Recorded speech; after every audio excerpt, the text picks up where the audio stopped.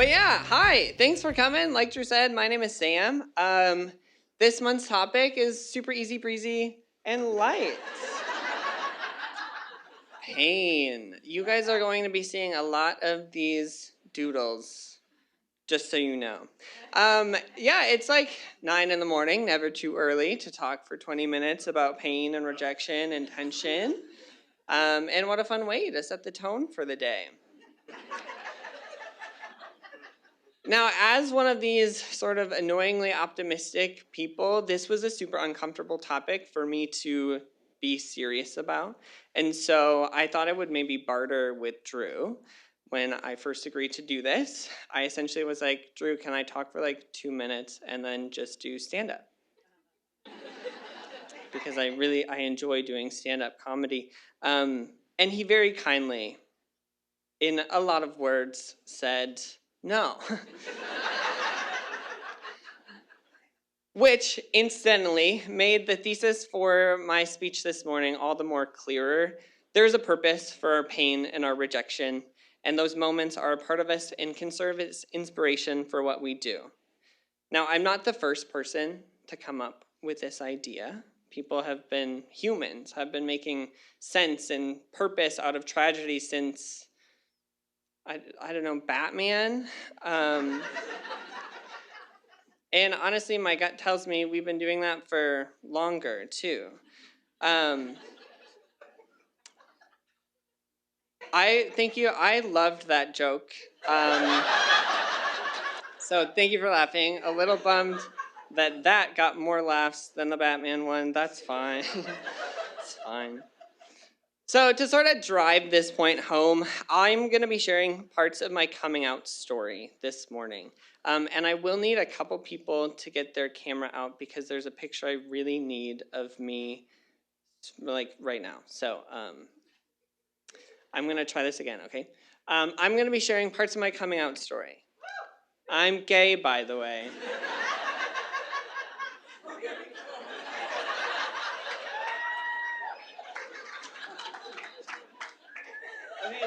Okay. When I agreed to do this, I was like, Drew, please tell me where this speaker is in relation to the PowerPoint. For that reason. But yeah, I'm going to be talking basically about my journey from being a closeted high schooler, raised in an evangelical Christian upbringing, to being an out gay man sharing his life on the internet, and how that informs me that there's a purpose for the pain that we go through. The earliest and easiest and least serious example of this is when I was in, I think, elementary school. My sister and I decided to mix apple juice and milk together. Yeah. I remember we were in the kitchen. We used a huge cup. I don't know what possessed us to do this. But it was just like the most fun thing in the world. We tested it, and it was disgusting. My sister Kelsey took her first sip and almost gagged, and I did the same thing, and it was really gross. So anyways, we thought it was the funniest thing. It just felt like quintessential child behavior. So we're like, we have to show our dad. And so we were laughing when we opened the garage door to show him. Surely he'd think this was hilarious and maybe even try it for himself. That is not what happened. He was unimpressed and said that I had to drink the whole thing, otherwise it would be wasted. Exactly. What about my sister? Exactly. As soon as my sister, Kelsey, who I still love, noticed that the ire of my dad had been focused on me, she vanished. Nowhere to be found. So in that terrible moment, 7-year-old me learned a lot incredibly quickly. First, don't mix apple juice and milk together. It's really gross. Second, sometimes our parents will react in ways that will surprise us, for better or for worse. Later on in life, I would learn this again, the first time I came out to my parents. I had to do this 3 times. which will make sense later. So we're going to break it down in parts, okay? First part, I was in high school, either a sophomore or a junior, and I was in my dining room with my parents. We had only ever used this room for special occasions. Big family dinners. That's such a nice table. I know that's what you guys are all thinking. Birthdays, when my mom would make her special cake in the shape of a lamb.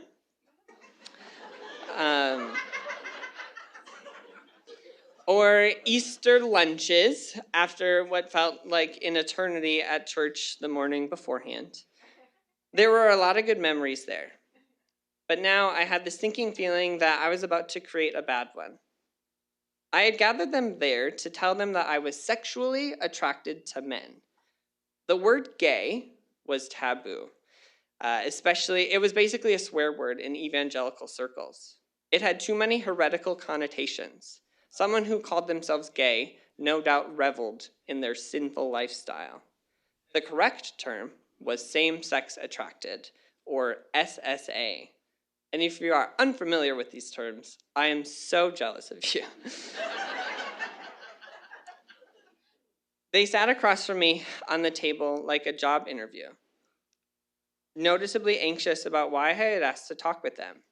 Didn't I have homework to do? I wondered if they suspected.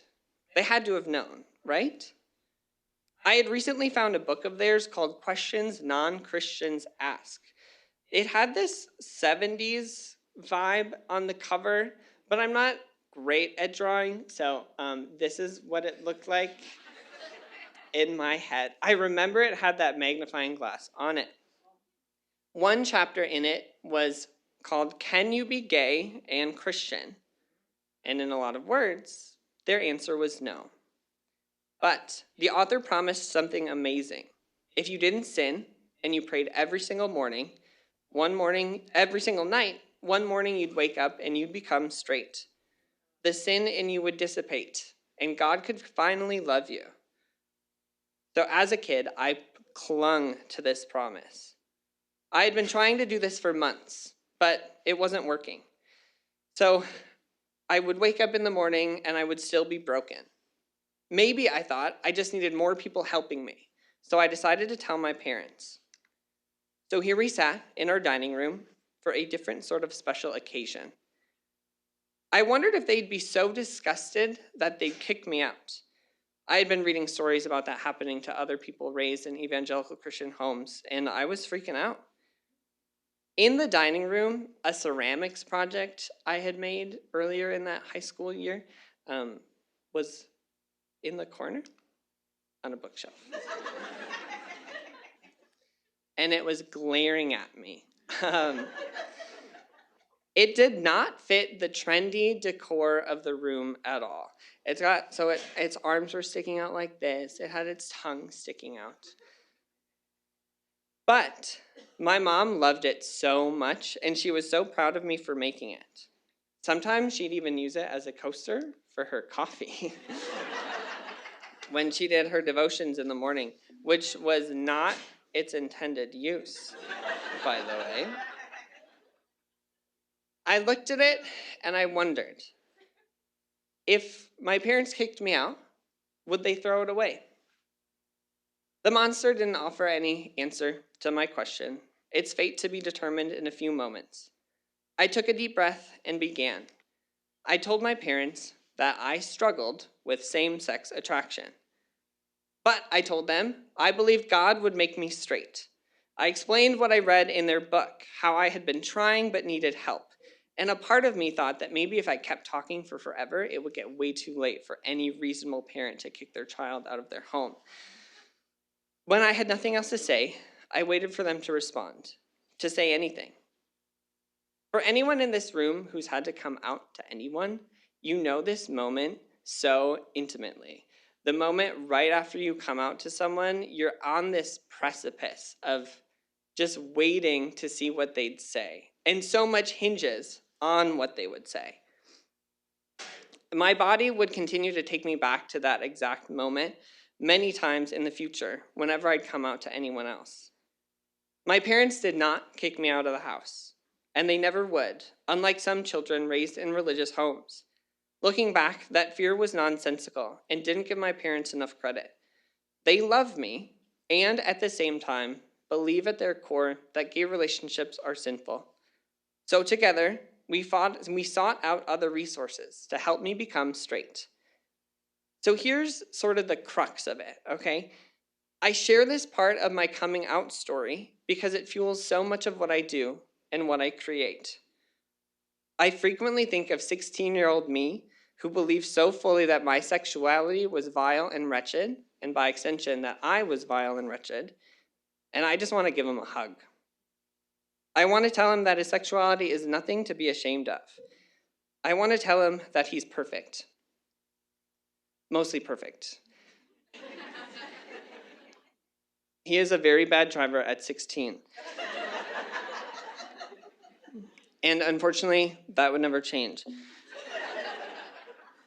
Because of what I went through, I want to create a world where the younger version of me would be celebrated, and I would not feel like his sexuality had to be changed.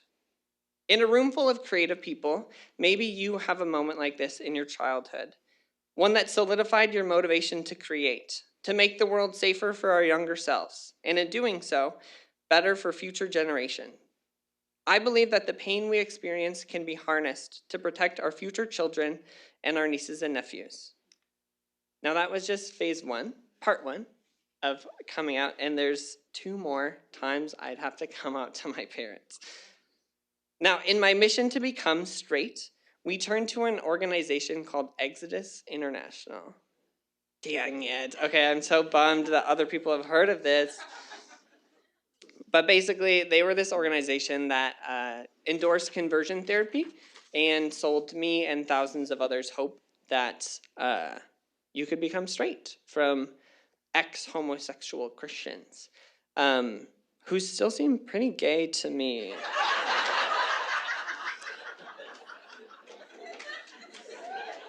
But whatever. You're not fooling anyone. Okay. The organization's founder would later renounce conversion therapy, but not before doing some serious damage to a lot of folks. And after several years, no number of DVDs from them or no nights of praying would ever change my orientation. I was annoyed and frustrated that I was still struggling with this. Every morning I'd wake up and nothing would be different. But then I found a fancy new way of Christian thinking that I had never heard of before.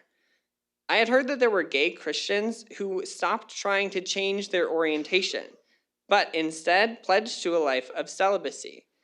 Maybe God could love me as a gay man if I never acted on my sinful desires. I learned all of this theology from a book called Washed in Waiting.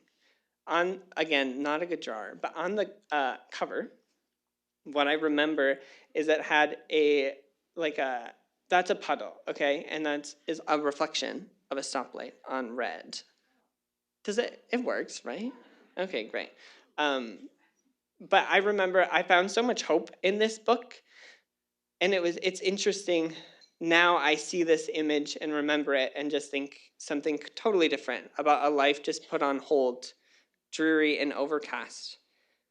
I was a college student at Bethel. Go Royals.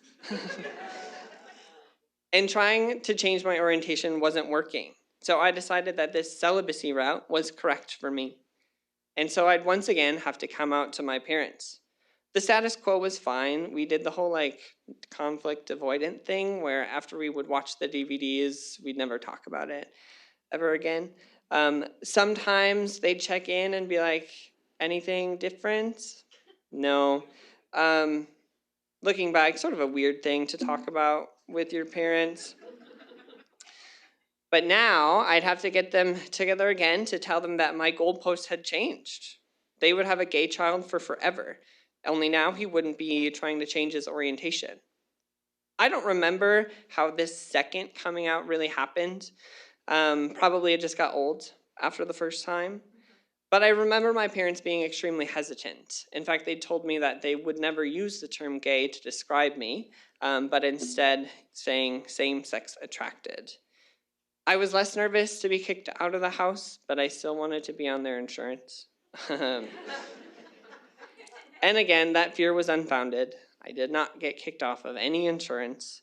My parents love me and at the same time hold their convictions incredibly close to their heart. One part about this coming out is in college, I decided to come out to my brother. And I remember I was in my dorm room and I was telling him I was so nervous. And I was just like, don't worry, Micah, I'm going to be celibate. It's going to be perfect, whatever. And he's like, Sam, I knew already. Don't ever say that to someone who comes out to you, by the way. But I was like, oh my God, was it that obvious? And he's like, no, I read your journal many years ago. So if you're looking for like key takeaways from today's talk, this next part is really important. If you want to write it down, don't read your brother's journal.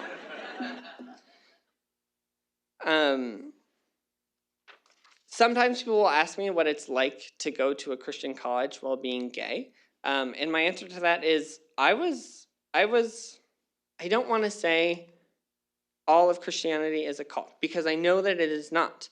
But at the time when I went to Bethel, I was sort of drinking the Kool-Aid. You know, I was following their rules. I sort of became a token gay Christian, one that would never actually like act on their sinful desires.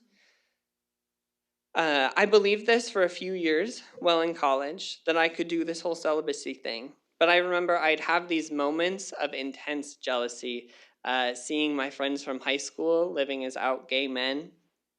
Deep down, I think that's what I wanted, but that was hidden under a bunch of layers that said that I was an abomination. So I resigned to a life of denying myself. I share this part of my story because it too fuels so much of what I do and what I create. When I think of 20-year-old Sam, I think of someone torn between living authentically and living for the approval of others, the church, my family, my friends. I want to tell him that he's perfect, mostly perfect. He should probably get his car's oil changed more frequently than once every 5 years. I want to use what I went through to make sure the world is more welcoming for future generations, for my nieces and nephews. Okay, so that was part 2. Now, the last one, the big kahuna. Everything had changed when I graduated college and lived on my own. Now that I wasn't in that environment, I had some more breathing room to sort of figure out what I believed about God and sexuality, and more importantly, why I believed those things. I slowly realized that maybe God thought gay relationships weren't sinful. Maybe I could go on dates and have crushes and get nervous before going on a date, whatever, the whole shebang, and maybe even get married one day. But this excitement was always tempered by a harsh reality. I could never do that, because what would my parents think? I found myself thinking that maybe I would start dating men when they died. But then what about my siblings? They'd be disappointed too. I'd think, well, I'm the youngest, I'll probably outlive them. Maybe I could start dating in my retirement home?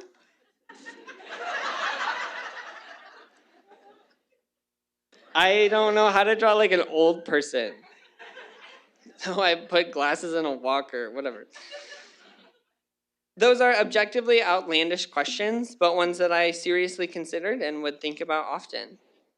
Inside of me, I had these 2 competing desires. The desire to experience love in a way I had never dreamed of as a gay man, and the desire to not disappoint my family. I realized the only reason I believed living life as an out gay man was sinful was because that is what my parents believed. But I was an adult now, and that was no longer a feasible way to live. Living a life so desperate for the approval of others that's in opposition to living as your fully authentic self takes its toll. It culminated physically on my body. One day, while dreading a lonely future of hiding who I was until everyone I loved was dead, my entire body broke out in hives. My doctor would later tell me that this was an anxiety-induced reaction. My own body was telling me that something had to give. It was time for me to form my own beliefs. It's a really painful experience to lose your worldview, the one that you grew up on, the one that you based your life and even eternity on, but sometimes it's necessary. I ended up finding a church that accepted queer folks, even celebrated them. I came out again to my siblings, who would eventually come to support me for all of who I was. My brother, the journal reading one, had secretly wanted me to live authentically the whole time, but never pressured me one way or the other. But then it was time for me to come out for the last time to my parents. What I remember is that this time we weren't in the dining room, we were in the living room, and the stakes felt lower than the previous times. We had done this whole song and dance before. I shared with them that I had fully reconciled my identity as a gay person and would begin at the ripe age of 23 to go on dates and one day, hopefully, fall in love with a guy. They were disappointed, but I was no longer afraid of that. Now, I have two things that I want to make abundantly clear. I love the relationship that I have with my parents. We love and care for each other deeply, all while holding strong to our values and convictions that matter to us. It isn't perfect, but I think it's beautiful. And it's taken a lot of time and work to get where we're at today. I could talk about that for a long time, but I'm not going to. The second thing I want to emphasize is that our hurt and our rejection and pain should never be the sole source of our inspiration or motivation. There's just as much art and creativity to be found in our joy, and it's okay to focus on that too. I actually think it's imperative to focus on that too. I share my coming out story because it fuels so much of what I do and what I create. When I think of 23-year-old Sam, I think of someone trying to live authentically in an environment that said doing so was wrong. I want to tell him that someday, a few years from now, he'd be sharing his story and art with folks from around the world. I want to tell him that he's perfect. Mostly perfect. It can't be a coincidence that 2 of the cars he has driven have started on fire while he was driving them.